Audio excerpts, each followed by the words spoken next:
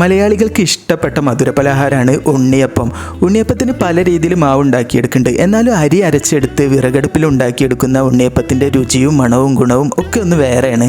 അപ്പോൾ അതിനായിട്ട് നമുക്ക് അരിയെ നന്നായിട്ട് കുതിർത്തെടുത്ത് ഇതുപോലെ മിക്സിയിലോട്ടിട്ട് അതിലേക്ക് ഉപ്പ്, നല്ല ജീരകം, നെയ്യ്, ഏലക്ക, പൂവൻ പഴം, ബേക്കിംഗ് സോഡ, ശർക്കരപ്പാനി, തേങ്ങ ചിരവിയത് കൂടി ചേർത്ത് നന്നായിട്ട് ഫൈനായിട്ട് അരച്ചെടുക്കുക. ഇതുപോലെ അരച്ചെടുത്ത് ഇതിലോട്ട് എള്ള്, തേങ്ങാക്കൊത്ത്, മൈദയും കൂടി ചേർത്ത് നന്നായിട്ട് മിക്സാക്കി എടുക്കുക. ഇതുപോലെ കൈകൊണ്ട് നന്നായിട്ട് മിക്സാക്കി എടുത്ത് ഇതിനെ ഒരു സൈഡിലോട്ടൊന്ന് മാറ്റി വെക്കുക. അതേസമയം തന്നെ ഞാനിവിടെ ഉണ്ണിയപ്പച്ചട്ടി ചൂടാകാനായിട്ട് വെച്ചിട്ടുണ്ട്. അതിലോട്ട് ഓരോ തവിയായിട്ട് നമുക്ക് ഇതുപോലെ ഒഴിച്ചു കൊടുക്കണം കേട്ടോ.